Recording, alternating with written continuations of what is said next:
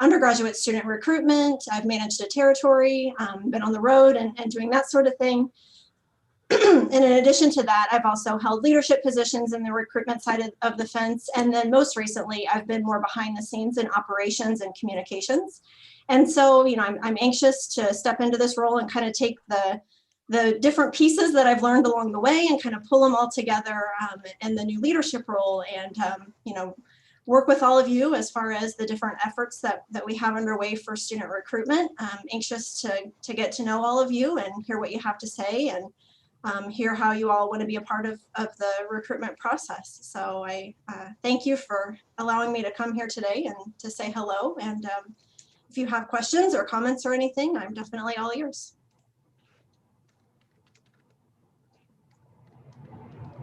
Marcus, Can I jump in? Yeah, go ahead, Joe.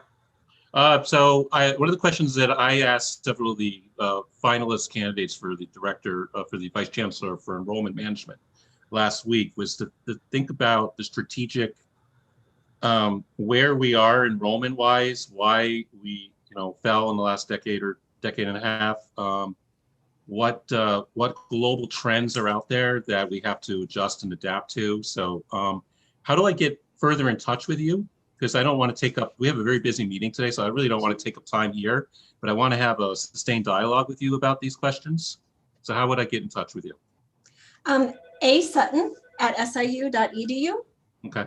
is the best way to get in touch with me. And so yeah, I'm looking forward to further conversations. Any other comments or questions? Well, Amanda, go ahead, Mira. I just want to add that Amanda is also Saluki. She's a double graduate from SIU. Thank you. That's always a good thing. Yes. Well, we appreciate you coming, Amanda, and introducing yourself, and just know that we're here, and we will help you in any way we possibly can. We're all interested in our enrollment, and we want to help out. And so whenever you need anything, don't hesitate to contact any of us. Wonderful. Thank you so much. Bye, everyone. So the next thing on the agenda is I just got a few comments. First of all, it's coming to the end, this last meeting, and I will be putting together a final report and be sending it out in my last email to the entire faculty. So I will let the committee members coming up in a few minutes to give some brief reports on what happened in their committees throughout the year, and their reports also will be available on our Faculty Senate website, where anybody can go and see it. And when I send my email out to the entire faculty, I will make sure that I tell them that the individual committee reports will be available on the Faculty Senate website for them in case they really want to go and read those reports. Because a lot has happened in the last year. It's been an interesting year for all of us.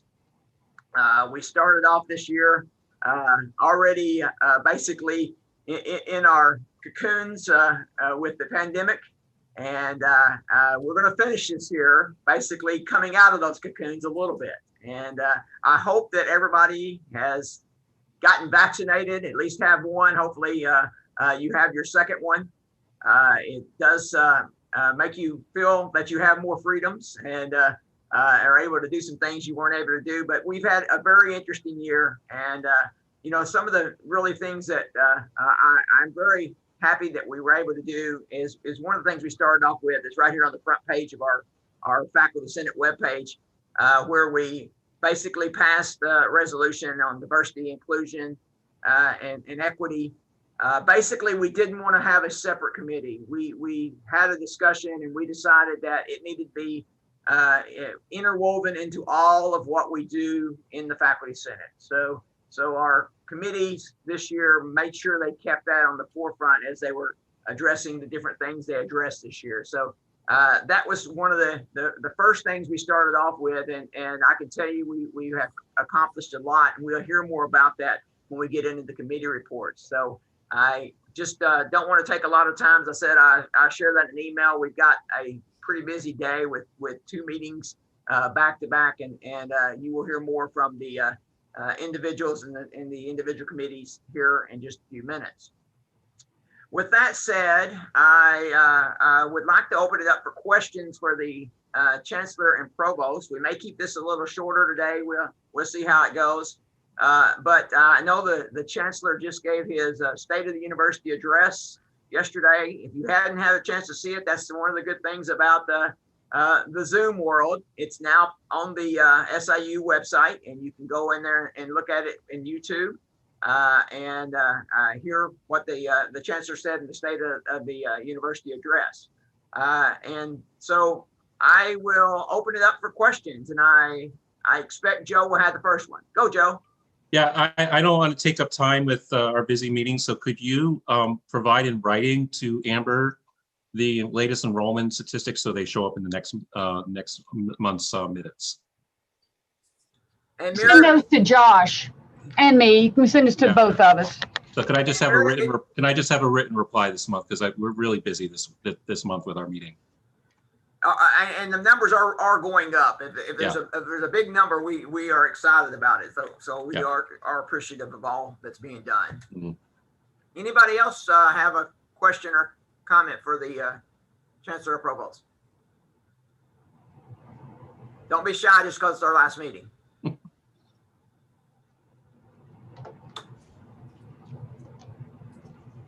So, Chancellor, I will jump in. Maybe they jump in after I do. But in your State of the University address, you laid out the 5 pillars that it looks like we're going to be focusing on.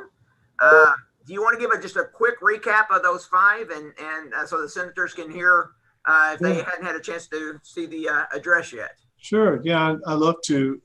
Before I do that, just thank you, Dr. Odom. I said this yesterday. You've done an incredible job this year, and I know that you've got another job.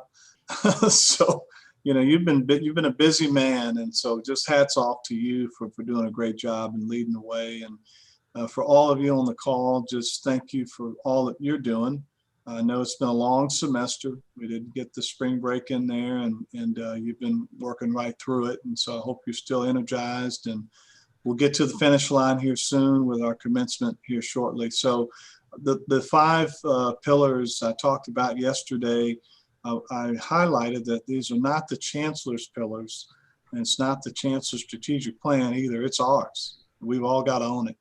And it's stuff that I heard from you. It's things that you communicated to me: student success and engagement, research and innovation, diversity, equity, and inclusion, sustainability, and branding and partnerships. Those are the 5 areas that I heard the most of. And so if you think about everything that you shared with me on that tour, it's pretty easy to fit everything you probably share with me inside of one of those pillars that we're going to be focused on going forward. I also showed a rubric of a unit effectiveness plan in terms of how we're going to sustain those efforts and hold ourselves accountable to making sure that we have key performance indicators and ways that we're assessing our effectiveness will be included in there. So our IE area will beef up a little bit.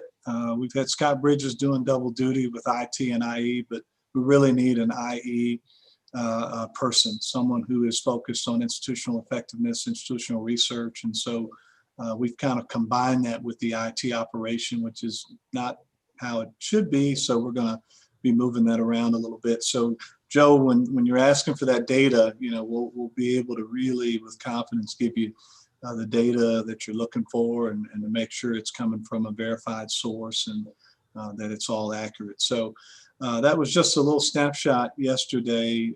Had a good time being able to be with the campus community and sharing that. Our next steps is to the strategic plan. So our plan, the foundation will be laid now. We hope to have that plan off the ground in late July, early August. So that we can really begin to focus. We mentioned the plan being Imagine SIU or Imagine SIUC in 2030, depending on how you want to look at that. We'll have an internal document that is more of a nuts and bolts, more of an assessment, more goals, more objectives. That's more of an internal document. but we'll also stand up an internal, external document, which is why we gave the strategic plan a name of Imagine. And so that will be more of an outward-facing document, something where if people will want to know about what's happening at SIUC, what we're trying to accomplish in 5-10 years, they'll be able to see that on a larger scale. So we'll talk about the marketing rollout of that document and how we go forward with that. So just a quick update there. I didn't know, Dr. Odom, if there's anything else on that you want me to bring up, but those areas are what we're focused on going forward. No, I think that gives a good little overview, and we're excited about the laying out the new strategic plan for the university and looking forward to our future. So, Right. Any other questions?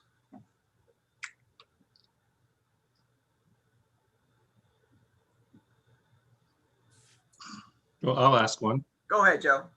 Of course, with any good strategic plan comes the need to have adequate staffing in the various academic units on this campus. And we've struggled with that mightily. I know there's 25, 35 hires per year, but when you factor in retirements, resignations, it seems like we're actually going down in faculty count every year rather than up. And so as we turn around enrollment, I understand this is largely due to the budget, and roughly 80% comes in tuition dollars now, and we have to really focus on enrollment. But at some point, like I can just speak of my home department. When I started 13, 14 years ago, we were a department of 23, including a couple people that were upper administrators.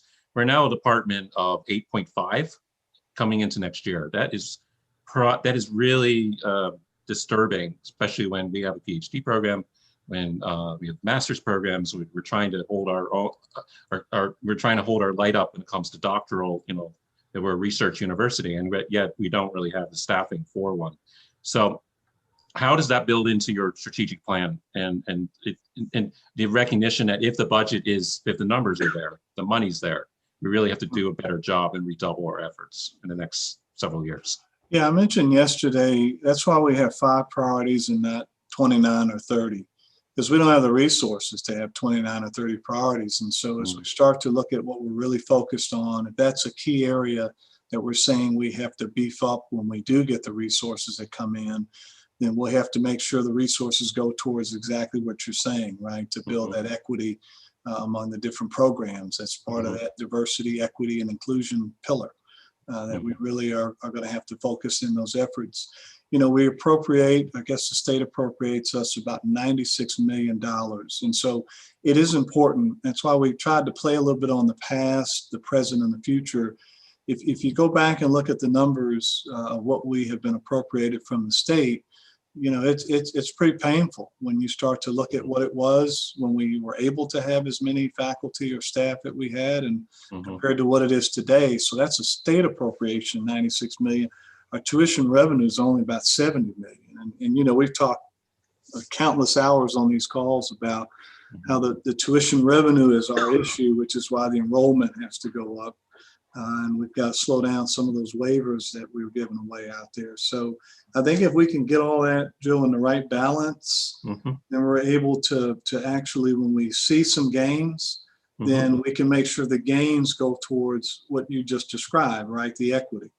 The gains go towards the hiring, in the areas where it's needed. And so I think it'll allow us to be a little tighter on, strategically where we're trying to go, and then how we spend those resources when we finally can see some real results from what we're doing.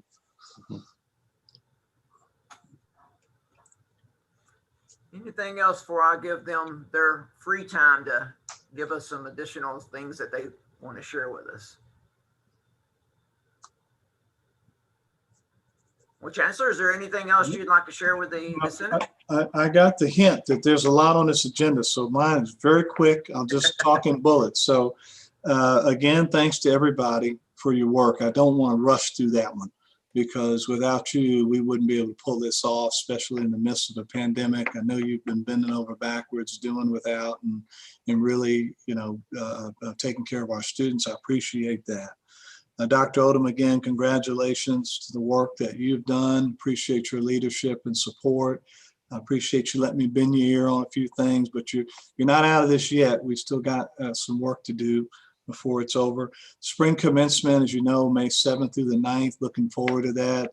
Something that will give our students an opportunity to get back together again safely in Saluki Stadium. So that's up and coming. We're excited about that.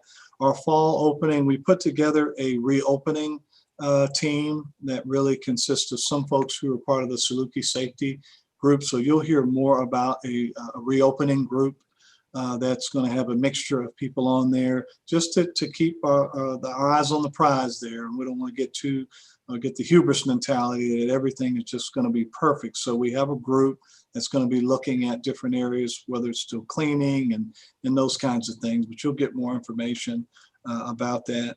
And then I will come back to you. I'm trying to revamp a little bit on how we lay out our budget timeline.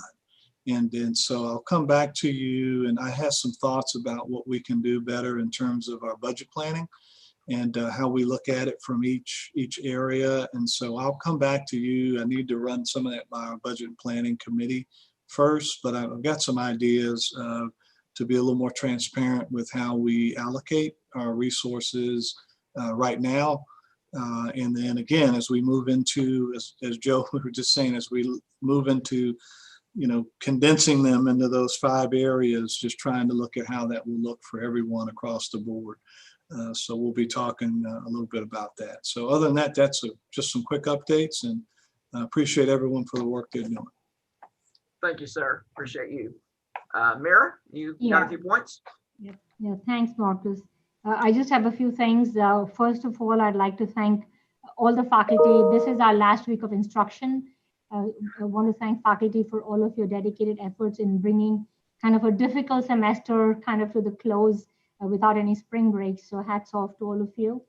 And as we enter next week, I just request faculty to also share this with your peers, is to submit your grades in a timely way so that students who are trying to graduate get that done, who are applying to graduate school have their transcripts ready, and so on. So that's a request.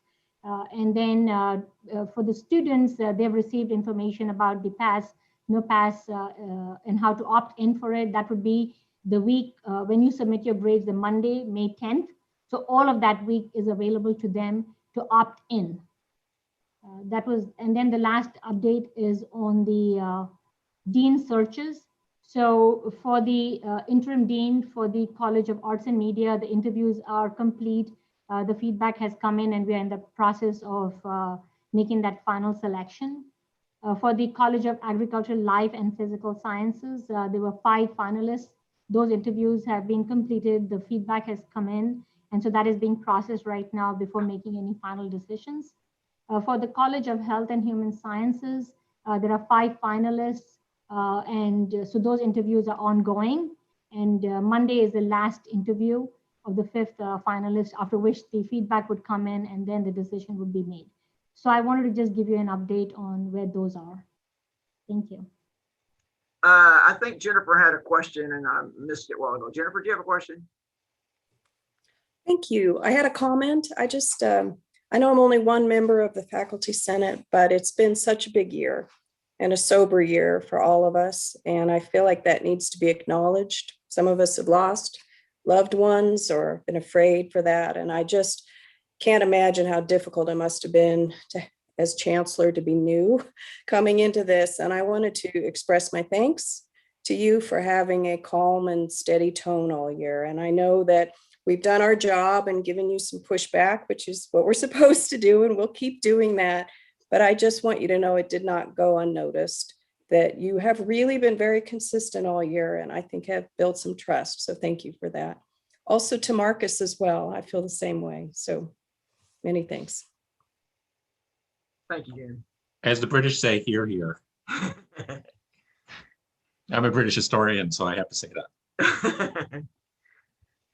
Okay, well, again, we truly do appreciate, as Jen said, the leadership and the keeping us on a straight and narrow path this year, as we had a lot of things that were coming from all different directions, and it has been a somber year, and we do appreciate that. We appreciate you coming to these meetings and sharing with us and giving us the opportunity to ask the questions that we want to ask.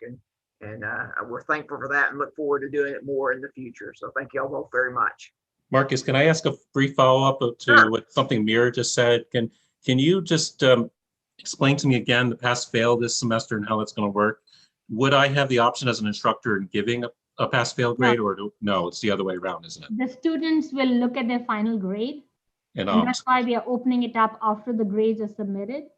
Mhm. And then the student can opt in if they want to, but we are asking them to consult with their academic advisor and program coordinator, and Okay. then make that choice. Thank you. Anything else? Okay, we'll move on to the next agenda item. And let's don't get too excited, but these are our last two RMEs for the reorganization. And I see all the smiles. Just hold it in. We get these through too, and then we can celebrate. So we have two of them that we have. The first one that we're going to look at today is the moving the automotive and aviation schools into the College of Health and Human Sciences. And I will turn it over to the team that worked on that one. If you have want to present it, please tell us about your resolution. Sure. So John Davey and I reviewed the RME to move the schools of automotive and aviation into the College of Health and Human Sciences. These schools will be schools officially as of July 1 this year. And this is the motivation behind this RME is to place these two schools into a college, and the College of Health and Human Sciences was their choice, which we have confirmed with the heads of both of those currently departments. There is no huge impact, or there will be no huge impact on the degree programs or the delivery of those programs on the faculty, both TT and NTT, on the staff, on the facilities, on the budget lines, so all of those things will have very minimal, if not no impact.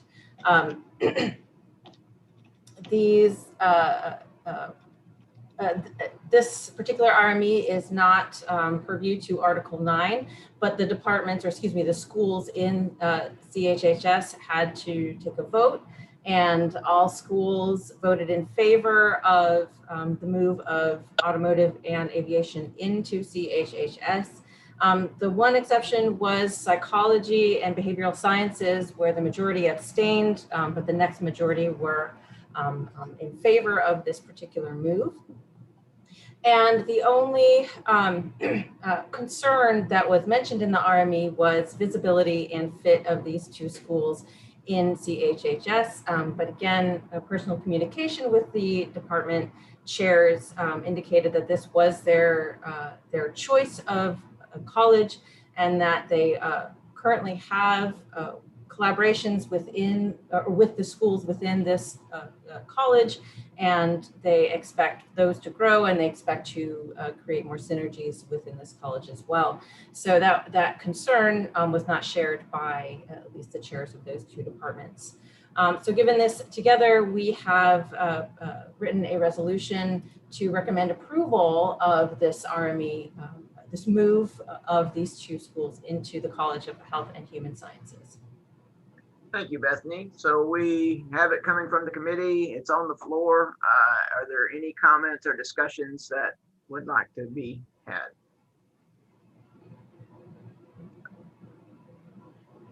We have some guests here from those that could answer questions if you have any. All right, seeing that there's no questions or discussion, which is good. The resolution on the floor is that we recommend the approval of the Schools of Automotive and School of Aviation to the College of Health and Human Sciences. Any opposed, please show with a signal. Any abstentions? Seeing none of either of those, then this one passes, and we can pass it on and go to the next one. The next one is the resolution for the School of Communications. and I'm pulling it up right now. And we had Amber and Joe that worked on this one. And so if they would like to talk about their resolution. I Joe, can go ahead. Okay, yeah, okay. So this was again also very straightforward. Department of Communication Studies currently exists in the College of Liberal Arts, and it is proposing to become a School of Communication Studies, mainly so that it can position itself for further curricular growth. It already is a somewhat multidisciplinary, transdisciplinary discipline. And so having a school will help position itself for curricular growth and synergies. I hate that S word, but it is there with other units across campus. So this is a faculty-driven initiated proposal, which has administrative support. And so we at Faculty Senate Reorganization Committee recommend its approval by the full Faculty Senate. Thank you, Joe. So this one comes out of committee, so it's on the floor now, and we will open it up to any discussions or comments. And is the chair of Communication Studies here today? In case you want to. Yeah. Perfect. Yep, I'm here. Hi, Sandy. Hi. So I'm going to direct questions to you if that isn't. That's why I'm here. So happy to take them.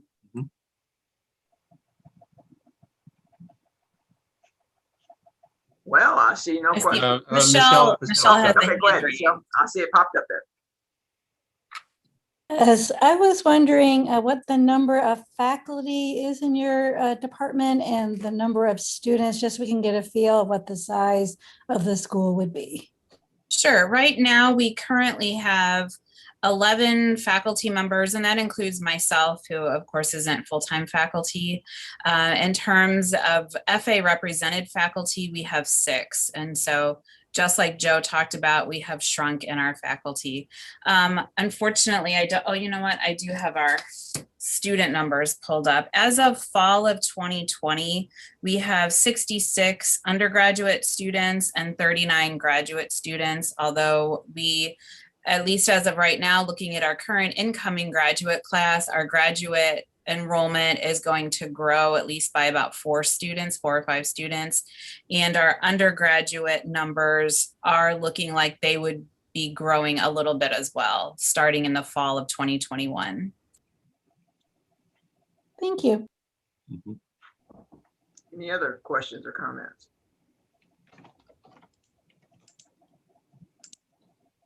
Okay, seeing that there's no additional questions or comments, we can call this one to a vote to recommend that we approve the School of Communication Studies. Anybody opposed? Seeing none opposed, any abstentions? Seeing none abstentions, this one will also pass. Well, we appreciate all the hard work in putting these together and all the hard work that's gone into all this. You know, I guess the resolution initially for the special committee was until the job was done, and now the job is done. So that will probably be something that will come up pretty soon to dissolve that special committee. And hopefully we won't have to do any more of these in the future. This was a busy little while. So we will now move into reports from the committees, and we'll start off with the executive committee. Grant, are you able to? There he is. Yeah. Hello, everyone. Yeah, I can give a quick report. Not a whole lot to report other than there is a grad council meeting coming up next week. So whoever will be our new vice president, I'll forward you that information. And then I guess more importantly, what I wanted to say is a huge thank you to my colleagues, Marcus and Amber, who have just served so well in their roles and I think have really helped make this year as successful as it has been, despite all of the pandemic, et cetera, that's been going on. So a huge thank you to Amber and Marcus for helping make this be a very successful year for Faculty Senate. And that's all I have to report. Thank you, sir. Well, we'll move to the Undergraduate Education Policy Committee. And if you just want to give a brief recap of what you did in the year, as I said, the reports will be posted on the Faculty Senate website. So we got Bethany and Joe. All right, I can take this, Joe, if you'd like. Yep, and I will just add it at the end when you're done. So UEPC this year considered and approved 17 RMEs, one NUI or NIU, and 2 admission policy changes, which are outlined in the report, which will be put up online. That was a large body of work, and I really do have to thank my entire committee because they showed up every meeting and went through all of this and helped really shape what we did. And I really have to thank all of you guys on Senate, especially Marcus and Amber, who have also had to deal with all of us throughout this entire Let's year. not forget Grant Miller. He's been in here too. He's been doing a whole lot more behind the scenes than up front. Absolutely, absolutely. Joe? Just to add to that, the core curriculum executive committee is meeting again after being dormant for several years. I think we had 3 meetings this academic year. We are talking about changing where the core curriculum needs to change and evolve.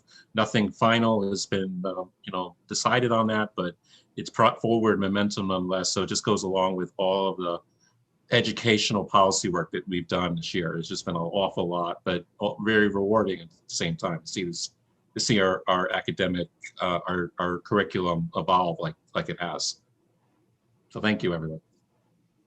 All right, we'll go to the budget committee with Jacob. Hi, so yeah, this year we obviously did some research on budget equity and prepared the budget equity report card, which I went out to faculty, and had the follow-up budget equity town hall, which is still available on the Chancellor's YouTube page. In addition to the meetings and research we did to prepare those, we also met with the Chancellor, had a meeting with the Chancellor, with the athletics director, Liz Jarnigan. And yeah, pretty much all of the results of what we've done, the bulk of that is presented in the report card in the town hall. So I also wanted to thank the Chancellor and Judy Marshall from Vice Chancellor of Finance and Administration, the Office of Institutional Research and Studies. There's, I'm sure, a couple more that I interacted with and that the committee did. And definitely a big thanks to the committee too for like a lot of work that went into this this year. So thank you. Thank you, Jacob, and the budget committee. We'll move now to the committee on committees. Scott and Eugene.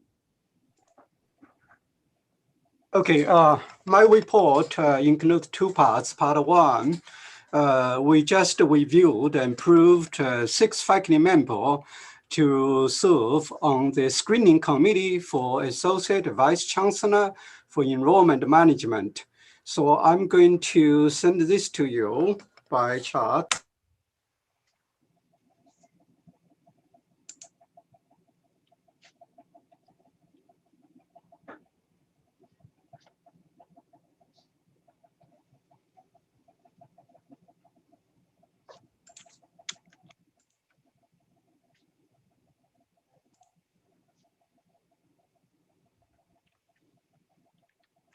I will say while Eugene's sending that a lot of times these committee requests come and they want them yesterday.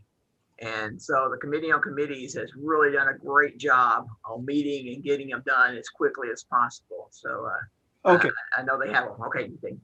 I know, I didn't realize I muted myself. Okay, so part 1, we would like you to approve those 6 faculty members, even though it happened last week.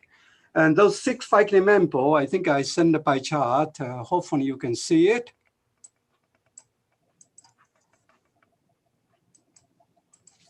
Eugene, why don't you just list the members? Because we're Okay, yeah, I just list. Okay, so Ann Fletcher and George Remick and Jenny Huang and Amanda Isofer and Kathleen Martin and Timothy Davis.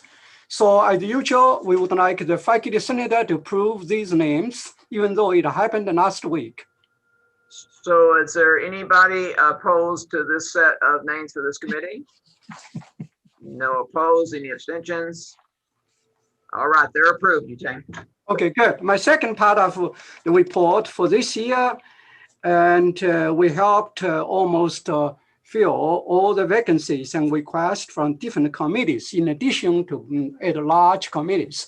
I estimate we have done almost 15 to 20 requests and filled those requests. And I have 3 pages full report, and I'm going to send to Marcus. So to save time, I'm going to stop here. I want to take a moment to thank our committee members, and also thank Marcus and Grand Media and Amber for their support. Without their collaboration and support, we cannot accomplish this. Thank you. Thank you, Eugene, and thanks to Scott also. Faculty status and welfare, Dong and Robin.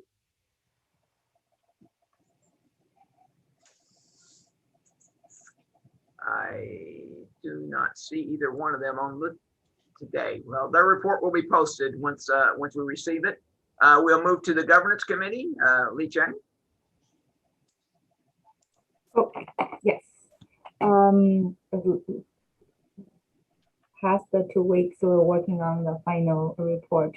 In the past year, governance committee worked on 3 issues. The first one is to produce a survey of database analysis, evaluation of reorganization. That was a part of past governance committee's work by Jay, Nathan, and that was submitted at early part of the committee work. The second issue actually was raised by Dr. Brown about like a hiring process. The issues related to this Africana studies faculty hire. And when committee, basically Senator tasked both committee, our committee and also faculty status and the welfare committee to work on this, trying to figuring out what's going on. A couple of discussions and questions and being like kind of talked about. We are happy to say the hiring process is going smoothly now, and that's the most important for us. The third one we have been still working on, is trying to revise operating papers. Basically, this year it wasn't been done since 2015. The difficulties come from like the reduced number of faculty members that set up the number, how many we need to get the operating paper being approved. Secondly is organization reorg effort. And also the third issue is like the ratio between NTT and tenure track members. But we are still working on this. Hopefully by the early part of next Senate, it can be reviewed and approved. With that, the entire committee thank everyone's support and hope to have a successful remainder of the semester. Thank you. Thank you, Lei Chang. And the next is the Reorganization Special Committee. As I said, we had finished them. We had 18 of them that we addressed this during this faculty senate. So that was quite a few. I think I heard Bethany say the UEPC only had 17. So we had one more in the special committee. But it's good to get them out of the way. And I really do appreciate all the committee members with the extra meetings and extra time that you put into those RMEs and to put together the resolutions. And I appreciate all the faculty senate and all the work that we did on the reorganization. We'll go back to Lee Ching to let her tell us a little bit about if there's anything new that's happening with the IBHE. Yes, we had a meeting on April 16th. Faculty Advisory Council talked about the one thing is about the strategic plan. We invited guest speaker John Atkins. He is the chair of IBHE, talked about this strategic plan. And I think we had a little bit like spirited discussion about like how this strategic plan being reflected on the equity, quality, and also some dual credit issues. Right now, a draft of a strategic plan is shared among the council members. So I'm reading it and trying to figuring out what is going on. One thing I was somehow disappointed to say, because one of the push we want to get is about the like research dollars that probably can be shifted somehow to the IDHE umbrella. It seems that it wouldn't happen. So that's kind of disappointing, but that's what it is.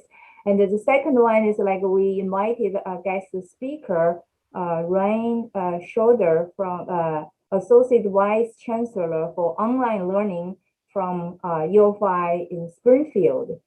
He shared with us a campus like mental health, just like we shared about the mental health and awareness in COVID times, and talking about a little bit his opinion about the higher education's future at this intersection of learners and employers and all this type of things, but more focus on online portion of like a kind of learning.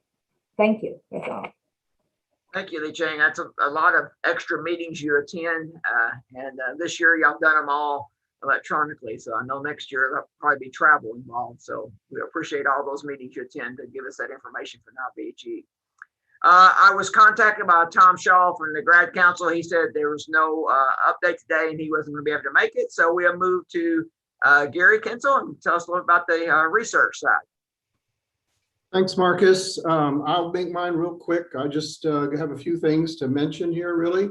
First off, I want to thank everybody for participating or encouraging students to participate in the research forum, which was back in April 15th. We had about 90 different presentations. Also need to extend my thanks to all the faculty who helped judge. That's a big job, and I really do appreciate the volunteers that came forward and helped. That I know the students appreciate it very much as well. We had a nice ceremony afterwards. We named winners of each of the morning oral presentation sessions. So we named 18 different winners. They're about half grad students and half undergrad students. And they each got $300 put onto their debit dog for them to go out and get coffee for finals week.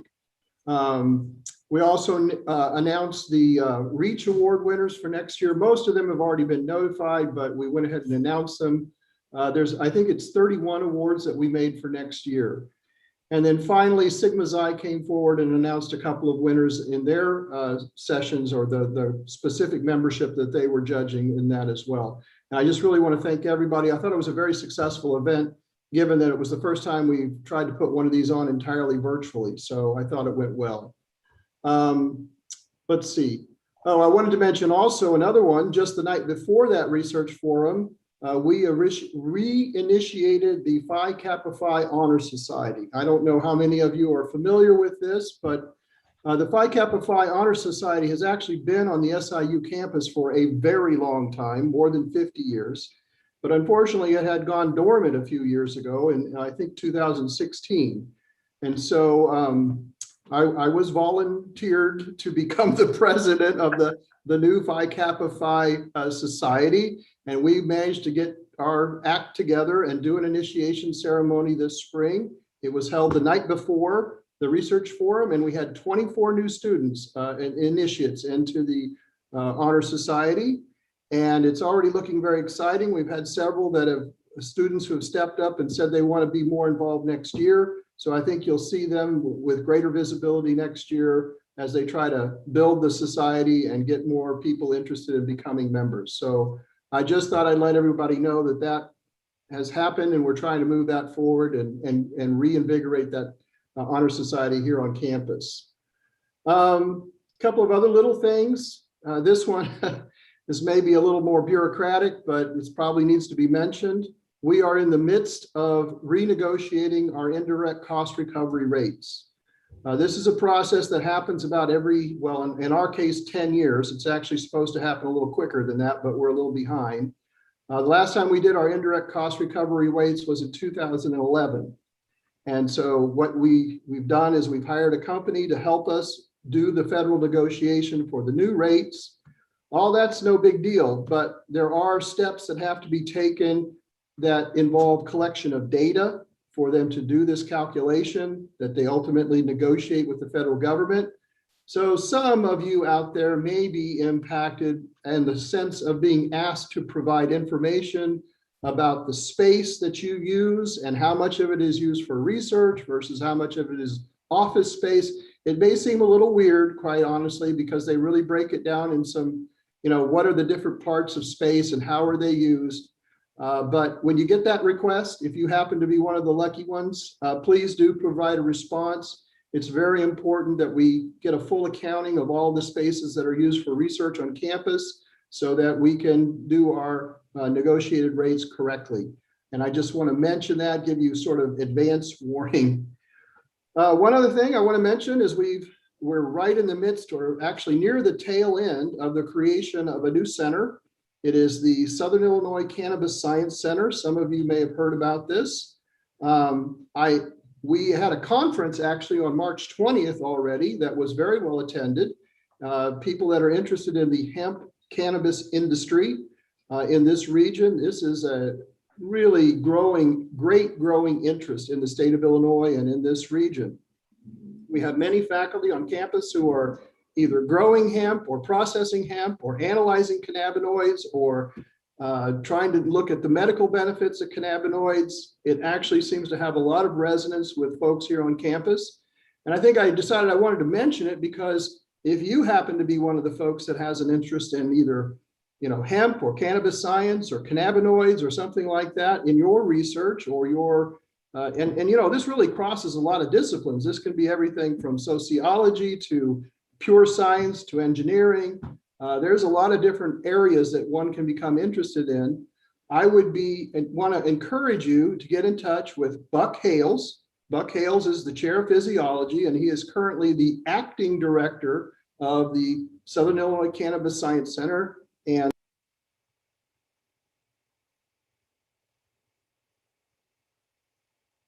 you went on mute, Gary. Sorry, I thought I turned that off. I was trying to hit enter to get the website put into the chat, and I hit the space bar and it turned me off. So, okay. I have put the web link for the new Cannabis Science Center website onto the chat if you want to go and look at it. And like I said, if any of you see any area where you might have an interest, please get in touch with Buck Hales. I know he'd love to hear from you and find out more about what your interests are. It's just very, very busy. We're constantly being contacted by different companies and investors and various people across the state that seem to be really excited about this. We're also very interested in educational aspects, degree programs, courses, things of that nature. We've had expressions of interest from John A. Logan about whether or not there are courses that their students might take in this area. So I think there's a great opportunity here. I just want to try to, we just need to bring it together. So if you're one of those folks that sees a way of being involved, please get in touch with Buck or me. I can forward it to him as easy as anybody. And we're going to try to figure out how we're going to put all this together and turn it into something good for the university. I think that's really all that I have, unless there's any questions anybody has. Thank you, Gary. Okay. We have no old business on the agenda, but for new business, I do want to recognize our outgoing senators. We will be getting you a certificate. We should be coming and arriving to you, but we've got several that are outgoing. Kofi Akamani, John Davey, Singhi Lee, Elaine Jurkowski, Ying Chen, Michelle Kibbe, Jay Needham, Amber Pond, Beth Rader, April Teskey, Melissa Burnell, and Shane Coe. Now, I know some of these will be returning senators in the next year because you can actually serve 2 back-to-back 3-year terms, and then you have to sit out a year. So we have several of these that will be returning, and we'll recognize them as incoming senators at the next meeting. Also, I want to recognize and thank the officers that worked with me this year, Amber and Grant. I really do appreciate all the help. It's been a very interesting year, and I think a lot of things have multiplied just because we've been having to do everything electronically. It hadn't been able to meet face to face in a lot of ways. And I also am very thankful for the executive committee, which is made up of the standing committee chairs and co-chairs.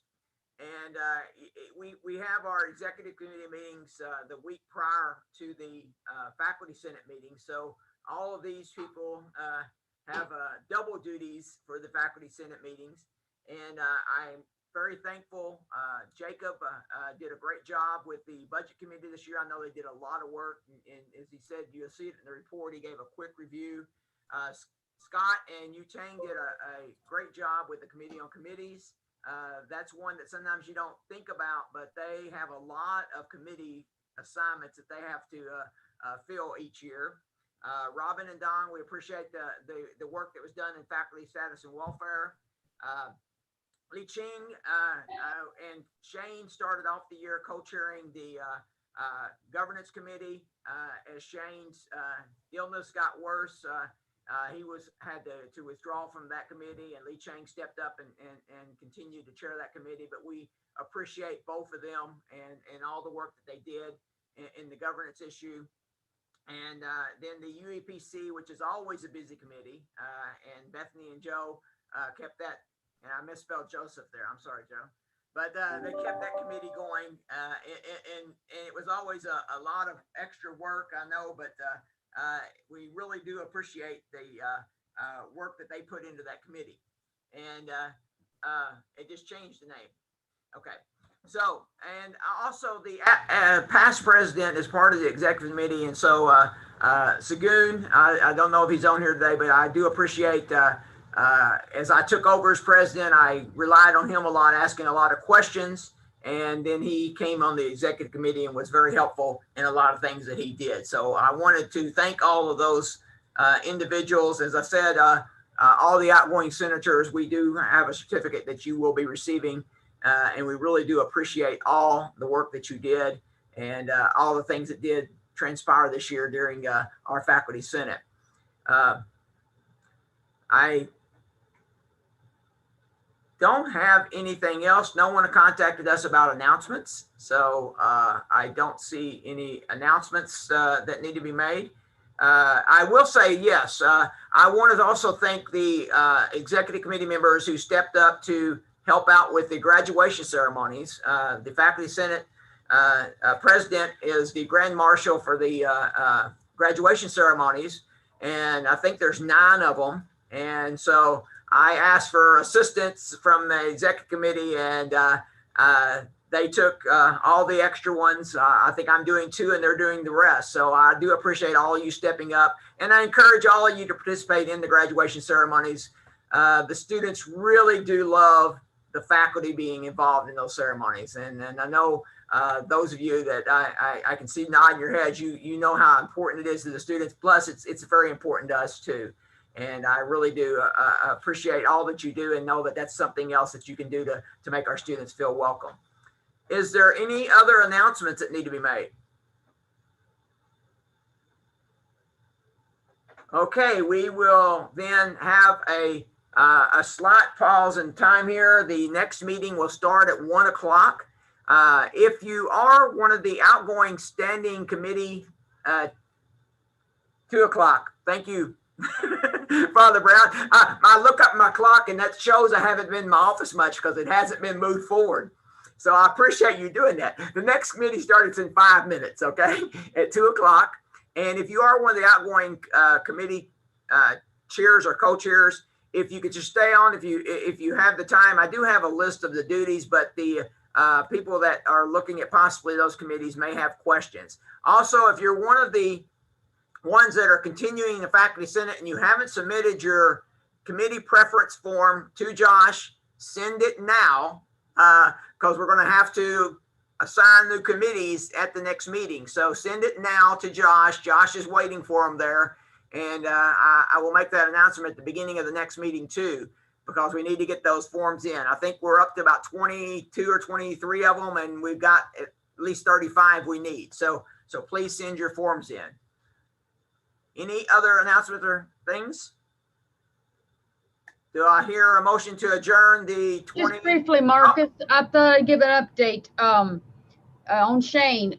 He's got has had some health issues. They're getting a little more difficult to deal with, but he's an amazing individual. He is facing this with absolute grace and the most positive attitude.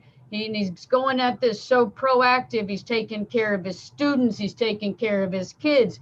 During all of this, his main concern has been everybody else. Amen. So, folks, if you want to give him a call or an email at some point or a text, if you've got his number, he may not get right back with you, but eventually he will. And I can guarantee you he'd appreciate any kind of folks letting him know that he's thinking about him.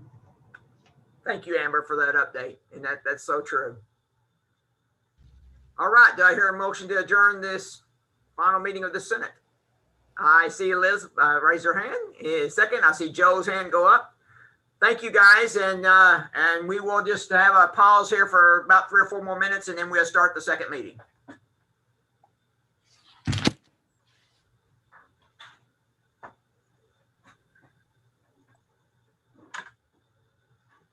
Marcus, will I be needed for any reason, you think? Not that I know of. Well, I guess I can keep muted in the background and in case. Yeah, in case there's a question about the secretary position. Right. I'm gonna go get some more water.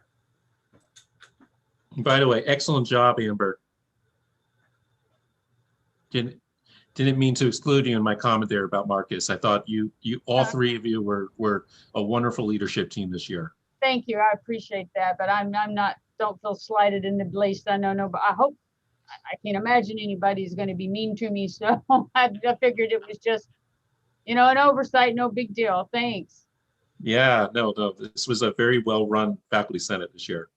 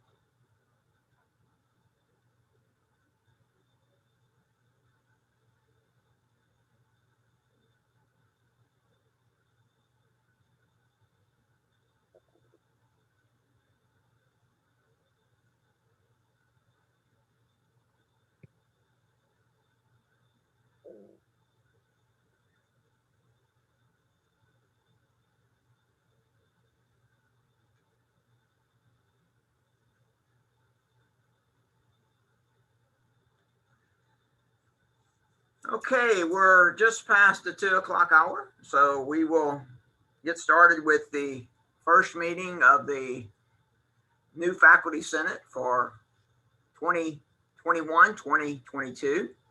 And I will call the meeting to order. One of the things the outgoing president gets to do is be the still run the meeting, the very first meeting, because y'all have not elected a new president yet. So I get the opportunity to do this, and then I get to step back and be a regular senator after we get our new officers elected. We have been doing roll call just by Josh and Amber, who's the secretary from the previous Senate, checking the Zoom list. So they will be checking the Zoom list to see who is here, and we'll make the roll call based on that. First, I'd like to recognize our new senators that we have joining us. We have, here we go. We have the new senators for this Senate year, Stacy McKinney and Elaine Drakowski from the Health and Human Sciences. Ying Chen, of course, Elaine is a returning senator. We have some that are returning. From Engineering, Computing, Technology, and Math, we have Ying Chen, and another returning, and Kami Arish. From Arts and Media, Jay is returning, and as is Singhing Lee. So excuse me, my name is Arash Komai. Arash? The first and last here. Okay. It's different than the rest for whatever reason. Yeah, I for some reason, this was sent to me, and I noticed when you just said that there's like 3 or 4 of them that's first name, last name, and there's 3 or 4 of them that's last name, first name. And then we have from the School of Medicine, Diana Sarko. And then from the Agricultural, Life, and Physical Sciences, Bethany is returning as a senator from that unit. Non-tenure track, we had 2 openings, but we only had 1 nomination. So we only have 1 new NTT. Hopefully we can maybe have another look and try to get the second NTT person in. But Amanda Pangrazio is going to be joining from the NTT. And then for Business and Analytics, we have Scott Gilbert is the new senator. So we really do appreciate you guys stepping forward, and we will, hopefully you will enjoy being on the Senate, and you can join in with the other members are here, and you'll get to know them over time. And hopefully we will get a chance to take care of things that we need to take care of for the faculty this year and the Faculty Senate. The second thing I have here is the orientation packet, and I will pull it up. There we go. So I sent this out to all the senators, and basically this orientation packet just has information about the Senate, and I will drop down here at first just to give you an idea of what the Senate is all about. And basically, we represent the faculty on this campus, and we are representing our fellow faculty within our units. We are their voice that will be the voice to the upper administration. You will see that at each of the Faculty Senate meetings, we do have the Chancellor and the Provost attend. And we ask them questions, and they answer our questions, and then they will also provide us any other additional information they want to provide us. It's a good chance for you as a senator to ask the upper administration specific questions that you have interest of. It's always a good opportunity, and you can then take that back to your constituents. You have your faculty you represent.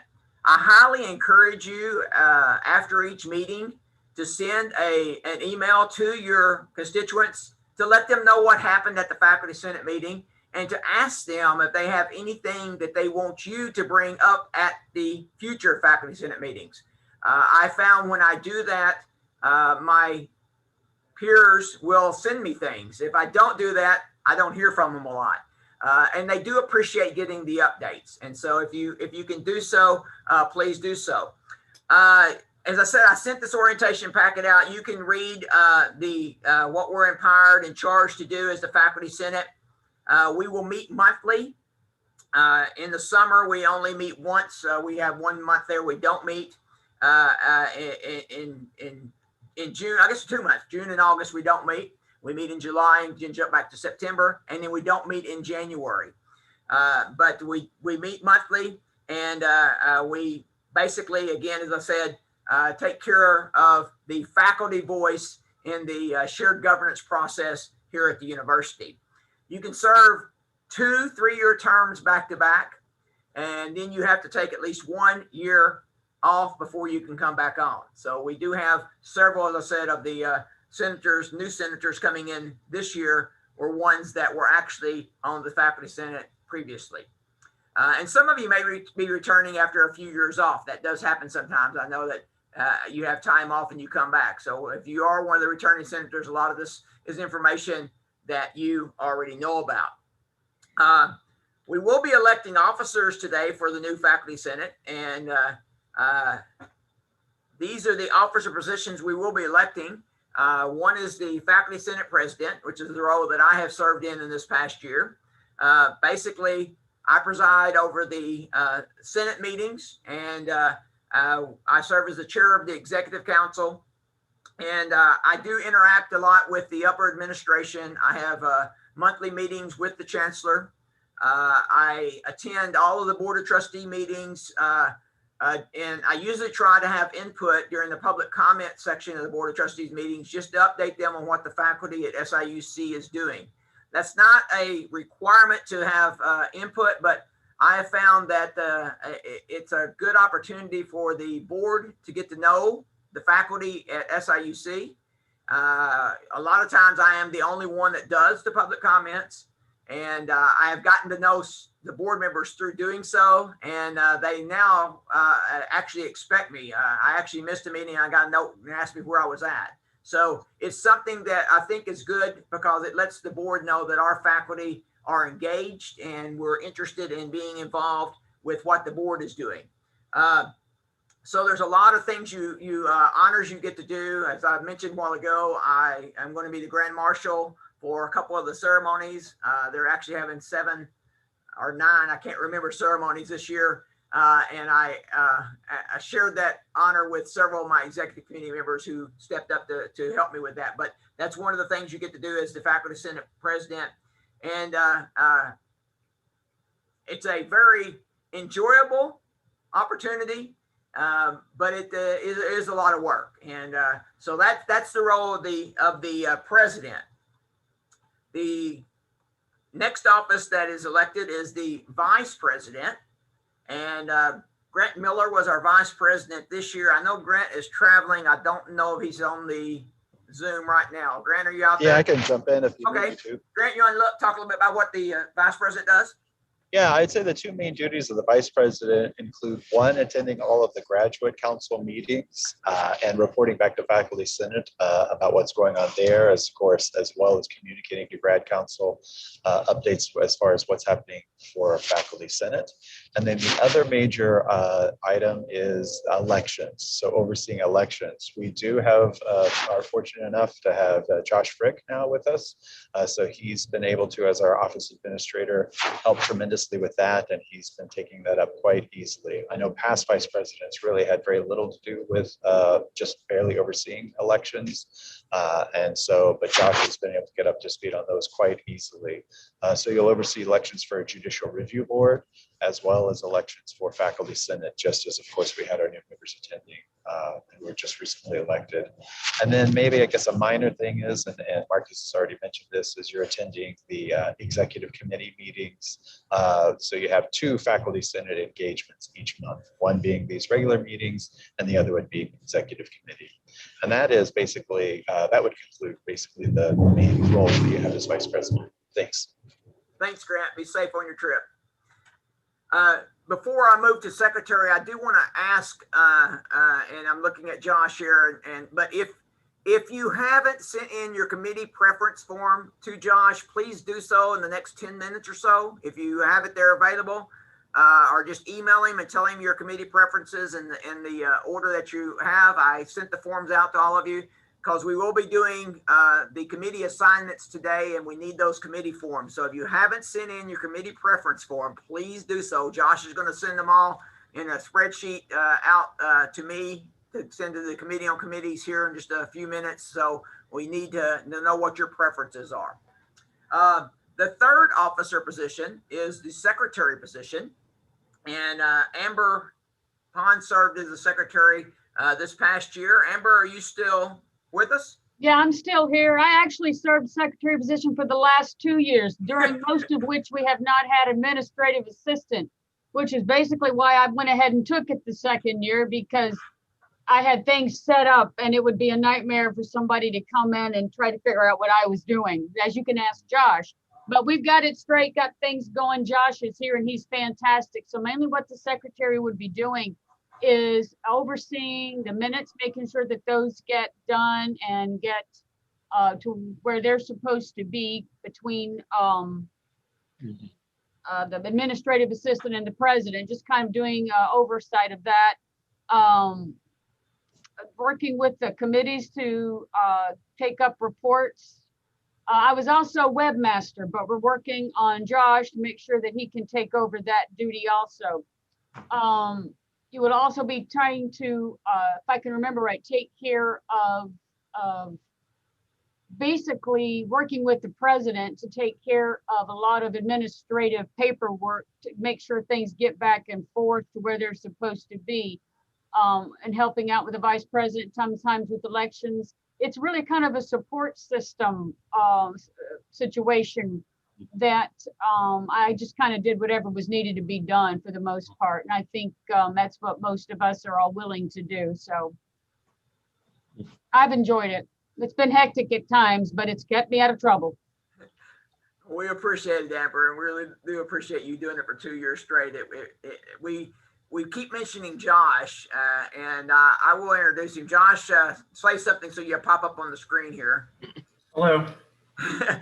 That's Josh Frick. Josh came on board in January, and we are so thankful. We went about 8 months without an office manager, and we've got Josh now. So a lot of the duties that we were picking up as officers, now Josh is picking up, and it's so good to have him on board. So you will get to know Josh. We have an office over in, what's your office number, Josh? I'm in Woody Hall, and my room number is 342. And so, and his information's on the front of the orientation packet I sent you. There's his phone number and his room number. So if you need anything, you can contact Josh, and he can help to make sure it gets taken care of. So that's the different officer positions. Before we do elections officers, I want to go ahead and talk about the committee positions that we have. The Faculty Senate has some standing committees. One of them is the Executive Committee, and it is made up of the officers and the chairs of the standing committees and the past president. That's who's on the Executive Committee. So if you want to be on the Executive Committee, when you get on one of the committees, standing committees, you can say, I want to be a chair or a co-chair. We have found that co-chairs worked really well. It's good to have two people working together as co-chairs on these committees. All of our committees but one had co-chairs this year. And I expect that Jacob and the Budget Committee would have loved to have a co-chair at certain times, because it just helps in getting things done. So the committees we have are the Committee on Committees, the Budget Committee, the Faculty Status and Welfare Committee, the Governance Committee, and the Undergraduate Education Policy Committee. Each of those committees are described in the orientation packet I sent you. As I said, the Executive Committee is the Faculty Senate officers, plus the past president, plus each of the chairs of the different standing committees. And the Executive Committee basically sets the agenda for the Faculty Senate meeting. So we meet the week prior on the same basic time frame. We meet on a Tuesday at noon instead of Tuesday at 1, and we work on the agenda for the meeting so we can get the agenda out to the full Senate in time. The Committee on Committees is 7 members, and we're going to have to elect 3 additional members for that today. But the Committee on Committee is 7 members. from the Faculty Senate who basically get to assign people to the committees. And also they assign senators and faculty to the different committees at the university. We get requests from the university for a lot of different committees. I think Yu-Tang said that they filled like 20 committees this year with representatives. And then they meet and they send out a request, which you've probably seen for people that are interested in working on a certain committee. And they meet and select the people to go on those committees. And then they notify whoever's asking for that. So that's what the Committee on Committees does. Yu-Tang or Scott, if either one of you on here, do you have anything you want to add to Committee on Committee duties? Yes, very briefly. I think this meeting, this committee is very, very engaging and also very important. It seems to me, if we think about the human resources, that's part of the human resources for faculty and also I believe in shared governance and shared information. That's why faculty members get engaged. Thank you, and thank the Committee on Committees again. Thank you, Yu-Tang.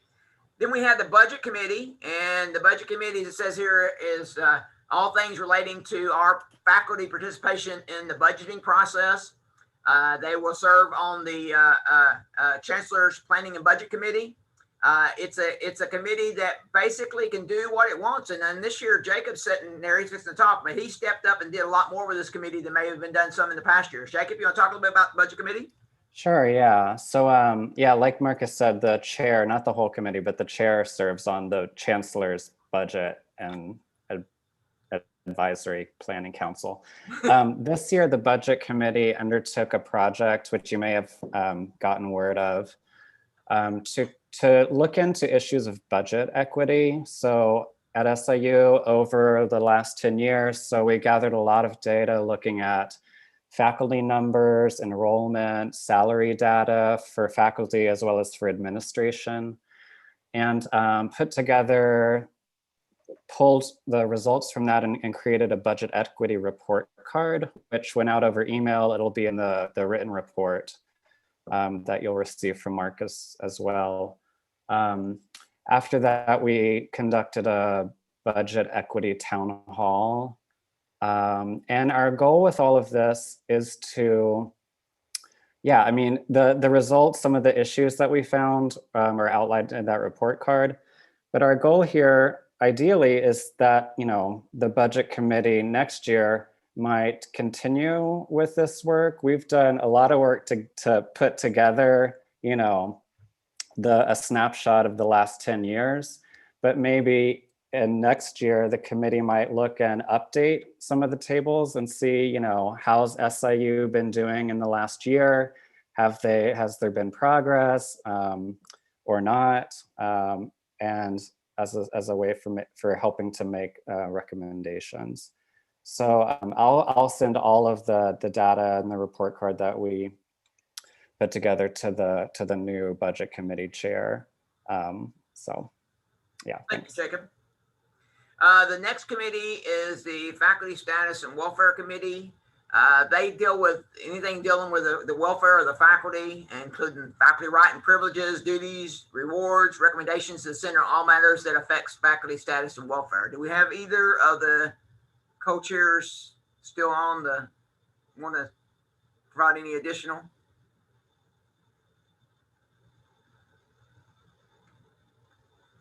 Okay, in the past, they have done town halls.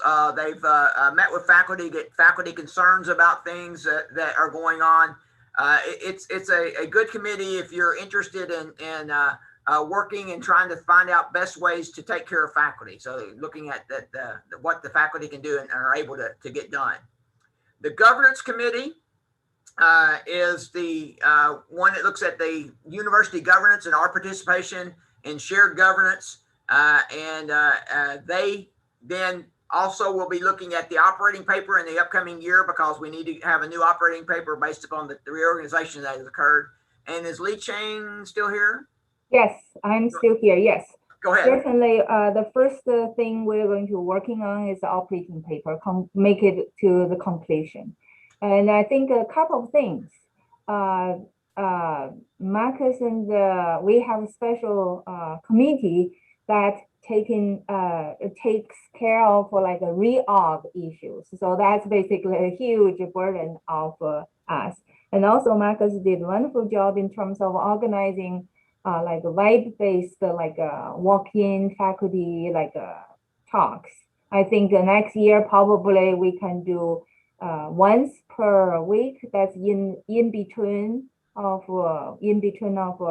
faculty meetings. This way we can get faculty, you know, express their concerns and collect their opinions, or just like pretty much share information. That probably is a good thing. Another thing I think we can do is like Marcus also mentioned, we need to create our own like kind of list of faculty in each unit. Now the organization somehow is complete. We can probably contact school directors, because like the committee, governance committee will consist of quite a few faculty members. We can divide up each committee members can contact a few schools. And then so we have a list of faculty, and then we have our own like update, you know, the most updated faculty list. That's something will be interesting. I think one new issue the committee will look into is we haven't, because of COVID, we didn't have faculty meeting. We need to plan for the faculty meeting in the spring, and then need to identify a date and the place and how this will be organized. I'm sure with the help of Josh, and then the task may be a lot easier. Still, nevertheless, that will be something, the earlier we fix the date, and then the better. That's what I have. Thank you. Thank you, Li-Cheng. And she mentioned governance several times there. And I want to state that we have found that our new administration is very much believes in shared governance. And we've seen that. As a matter of fact, the new president has put together several committees from faculty to interview candidates he's hired for positions at the system level. So we want to make sure that continues, because shared governance is very important, as we all know. The last standing committee, but one that's pretty busy, I'm not going to say the least one for sure, is the Undergraduate Education Policy Committee. And they work on all changes that are coming up through for the curriculum changes, and a lot of different RMEs and NUIs and that comes through that committee. And it's Bethany or Joe here want to talk a little bit about some of the things you do on that committee. Did we lose them both? No, I'm here. No, Oh, okay, I thought maybe they were both going to get a drink after that. Oh, no, yeah, sure, I can go if Bethany can add. So Go ahead, Joe. Yeah. very important working committee. As Bethany reported an hour ago at the previous meeting, we did 17 RMEs this year, which which are, you know, departments, because we've now reorganized into schools. We've been forewarned by Lizette Chevalier that we're likely to receive a lot more in this coming year. So you'll be dealing with academic curricular policy. And we, as a committee, actually pass policy that actually then, because faculty control curriculum, becomes enacted. So it's a very meaningful committee in that sense.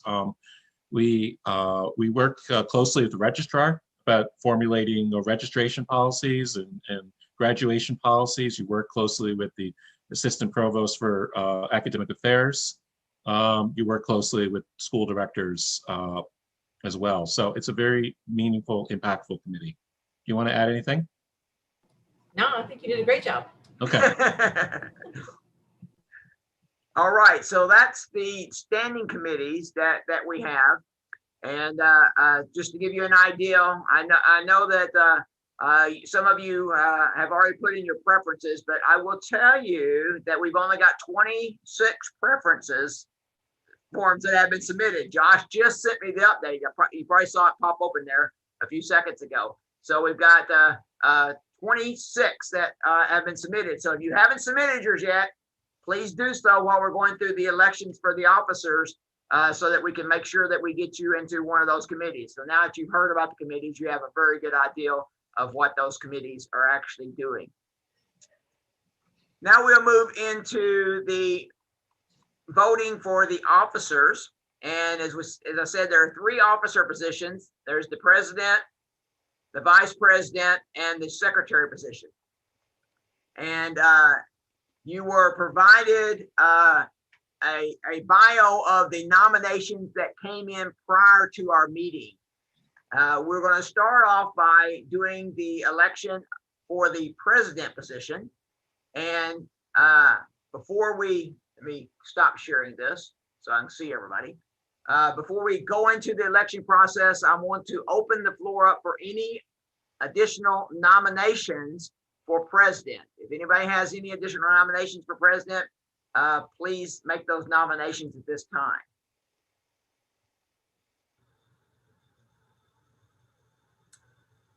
Okay, I see no additional nominations. So we have a nomination that has been submitted. You received the bio for Yu Ting.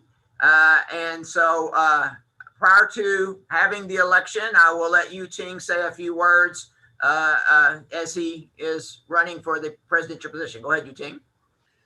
Okay, thank you very much, Marcus. First of all, I'm very honored and also very humbled to be nominated to run for the president of Faculty Senate in 2021 and 2022. And I always believe that the faculty and the administration always working together. And I myself had very diverse and dynamic experience, both as a faculty member and also as an administrator for the past 15 years.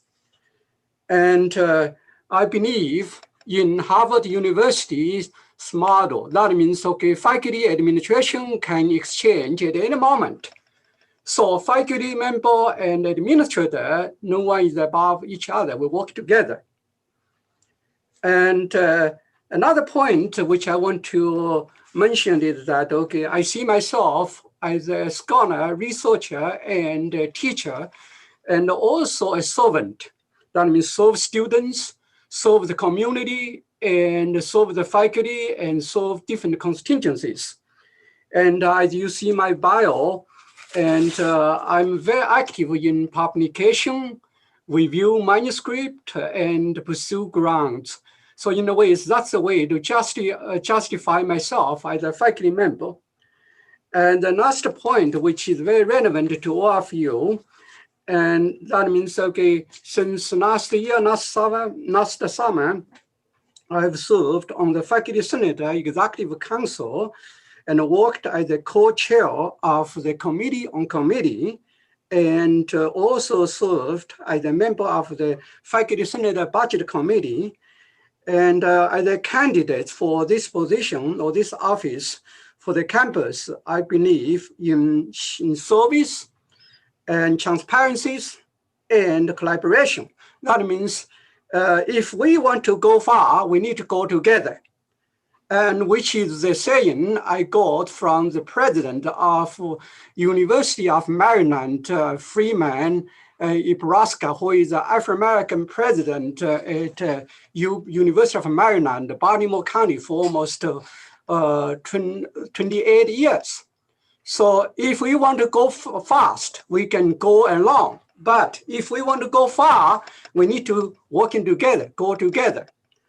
And therefore, and if I have opportunity to serve for this office, I will strongly advocate faculty's interest, faculty affairs, including its independence, shared governance, as Marcus mentioned, academic and research excellence, and advocate diversity, equity, and inclusion, and also accountability and integrity and ethics. Thank you. Thanks, Yu Ting. So we have one nominee for the position of president for next year. And so we will now take it to a vote. If there is any questions or comments of Yu Ting at this time, maybe want to ask him any questions or. All right. So we put together a Survey Monkey voting tool in case we had any additional nominees, but I'm thinking there's no need to go through that process at this point since we have one nominee. I will just ask if you would like to accept Yu Ching as our incoming president by unanimous consent. Does anybody not want to do so? All right, so Yu Ching, you will be the Faculty Senate president for next year. Congratulations. Thank you very much. And I will be very honored and also very humbled to working with you and all other faculty senators. Thank you. Next, we have vice president. And we have one nominee prior to the meeting. And I'm going to open the floor now to see if there's any additional nominees. Our nominee prior to the meeting was Bethany Rader. Any additional nominees? All right, seeing there's no additional nominees, we'll close the nominations. And Bethany, if you want to say a few words. Sure. So this sort of happened really, really quickly, so I didn't have a lot of time to get my thoughts gathered in some lovely speech. But what I really want to say is, although I've had a short tenure in Faculty Senate, I've been in the last 2 years, I subbed for someone prior to that.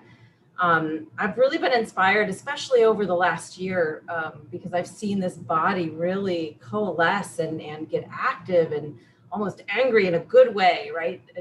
Really using their voices to try and enact change or try to pave the way for change to happen in the future. And as I mentioned, that's been really inspirational to me. And I've enjoyed working with every single one on UEPC, every single one of my committee members. And I just, it really has just inspired me to serve as best I can in this Senate. And so Marcus approached me to put my name in for vice president, and I heartily said yes. So if you will have me, I would be happy to take that role. Thank you, Bethany. So again, we only have one nominee, and if there's no discussion or comments, we will. I'll ask if there's unanimous. Marcus, Go ahead, Joe. Can I just fully endorse this nomination, serving as the co-chair in the past year with Bethany? We had a lot of business this past year on UEPC, but I could not think of a more competent, caring, understanding person to be our next vice president. And even though inflation makes your 2 cents worth absolutely worthless, I want to put my 2 cents worth in here. This is my second time on the Faculty Senate, and both times I've been on the UEPC, and I have been blessed to work with Bethany. She is going to be the kind of person in this new position that is going to make everything that Yu Ting Lee just said even better administered, because it is all about collaboration and listening. That's right. You're going to make me cry on Zoom. I haven't done that all year. Oh, I like that. I really do. Yeah. Thank you so much. All right. So are there any objections to having Bethany as our vice president for next year? Seeing none, Bethany, welcome as vice president. And we all are happy for you. And the third officer position is the secretary position. And we had one nomination prior to the meeting, which was Matt Gorzowski. I'm sorry, Matt, I almost got my tongue tied there. And I'm going to open it to see if there's any additional nominees. Seeing no additional nominees, I will close nominations. And Matt, you want to say a few words? Like Bethany, I was nominated before I was made aware I was nominated. And I said, sure, I'll consider it. I reviewed the Senate operating paper to see the duties of the secretary in more detail. And I thought that the responsibilities of the secretary aligned well with my skill set and what I do in my day job here as a university archivist. I joined the Senate in 2018, and I've enjoyed it a lot. I joined at a time when there was so much uncertainty going on. I think we had just gotten out of the Bruce Rauner era budget impasse, and reorg was brand new on the table and a lot of uncertainty. And I got involved because I really wanted to know what was going on campus. And I thought this was a great way to do it. So yeah, I'm happy to be secretary, and that's about all. Thank you, Matt. Any questions, comments for Matt? All right. So again, seeing we only have one, is there anybody opposed to Matt being secretary for the incoming faculty senate? All right. Congratulations, Matt. So now we have our new Senate officers, Yuting, Bethany, and Matt, President, Vice President, and Secretary in that order. Thank you very much for stepping up, guys. We really do appreciate it. Next on our list is the election of committee on committees. The committee on committees, as we said earlier, has 7 members. And these were the 7 members from the previous committee on committees. They can serve a 2-year term. The ones that I have the first names highlighted in green are ones that were on last year and are going to continue on. They asked to continue on. So we have to replace 3 members. Yuting wanted to continue on, but since he's going to be president, I think he's going to have his plate full. So we will mark him off and replace him too this year. So we have 3 open positions. Now, the way that, again, I remember doing this in the past is we asked for volunteers to serve on the committee on committees. So anybody that would like to volunteer to serve on committee on committees, please give me some signal to let me know, and we will move forward with that. We need 3 new members. And you've got some great already members on there that will be able to help y'all make sure that you get things done, because they've done a great job this year. Any volunteers? Come on. I'm gonna have to call on Amy and Elaine and Li Ching and Sing Li to help me motivate some people to join the committee.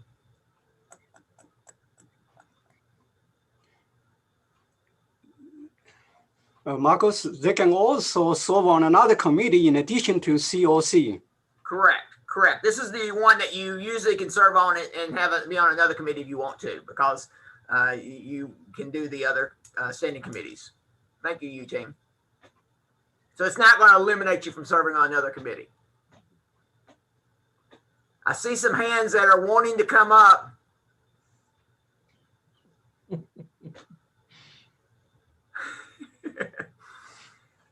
We need 3 members.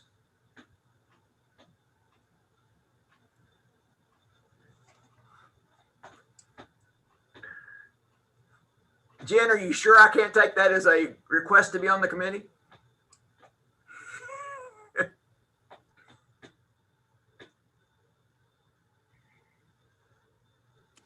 He's picking on me because I chatted to him and told him I'll miss his good temper. A chat came in. I almost said Jen just volunteered, but then I read the chat.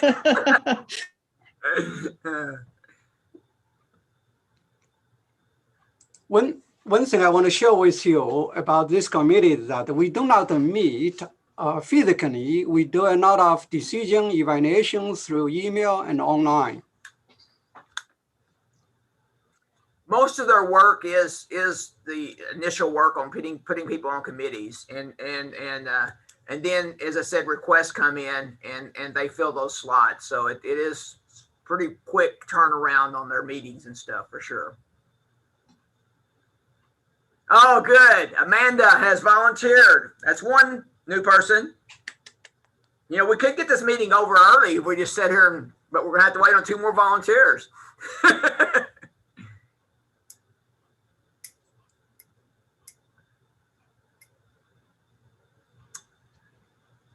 Yeah, I guess I'll add, I'm already on the committee, but I just wanted to add that it is all email and it is a great committee to be on because you're in the know, and also working with so many different faculty and administration throughout the university, because everyone comes to us for input and the bios are provided, so you don't have to do a ton of research. You're given all the information and then you are able to contribute in that way. So it's a really good committee for those that are maybe on the fence.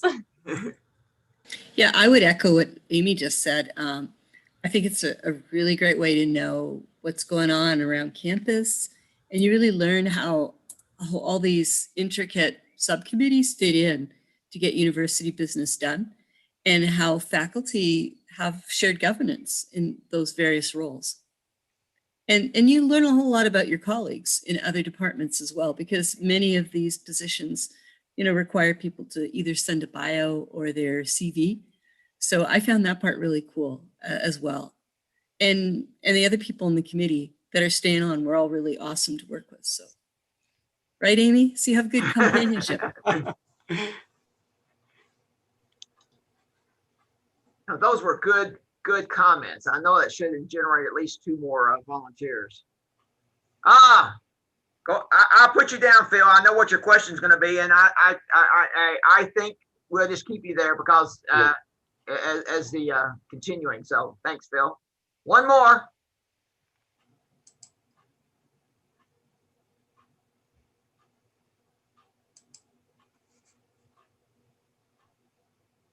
Come on, you can do it, guys.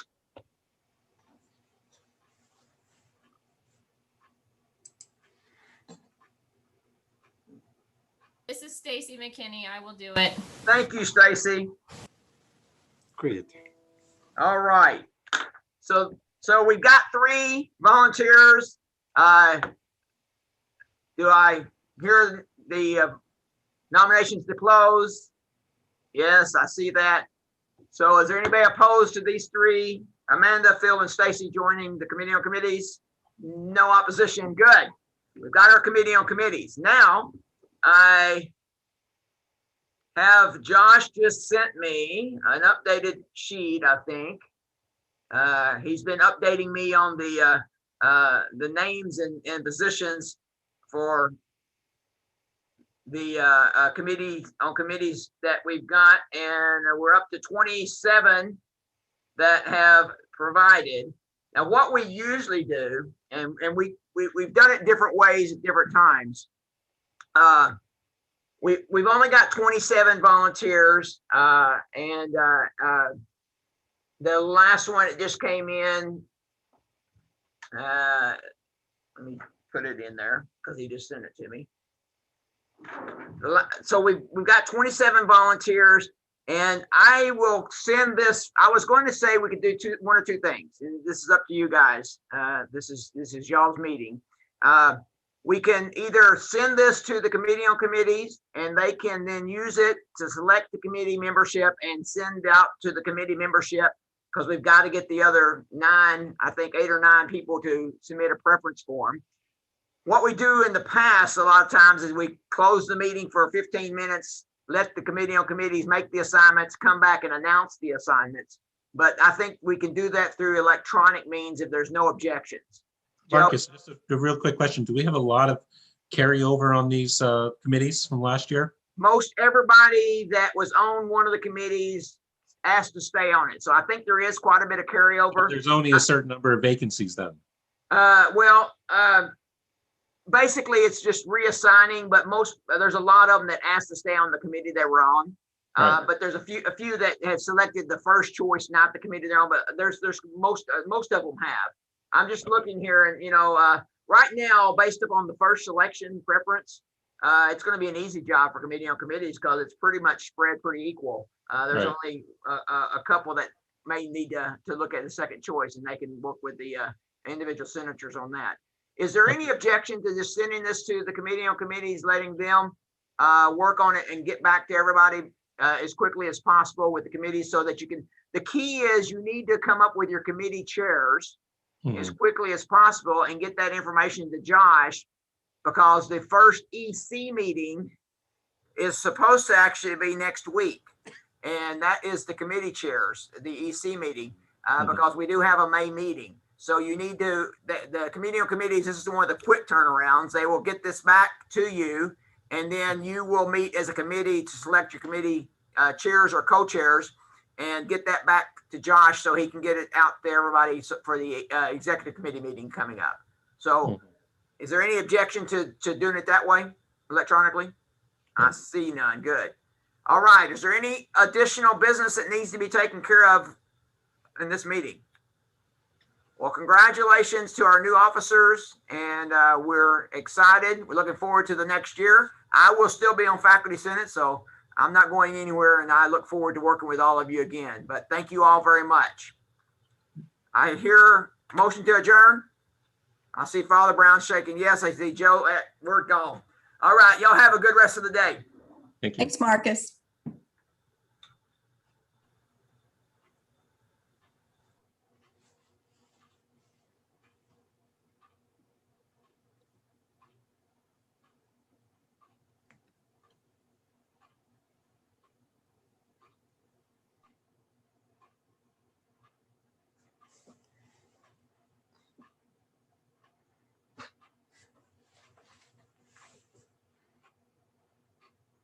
Hey, Joe.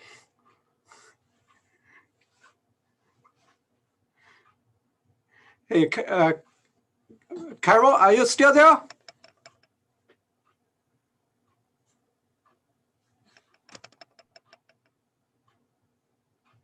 Carol? Miss Carol Walker, are you still there?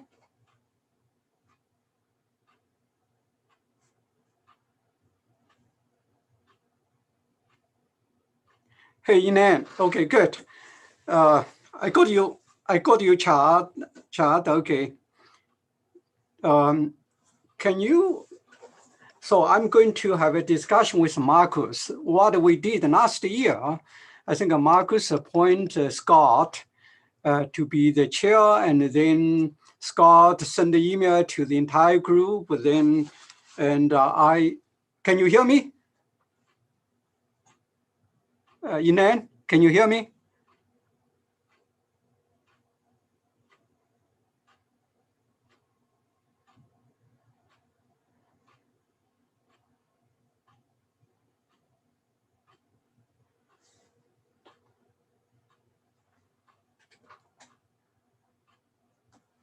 I cannot hear you, Inan.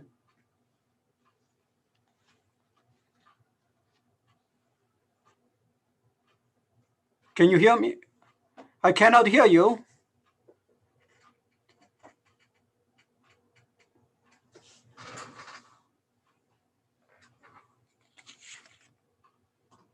Could you unmute?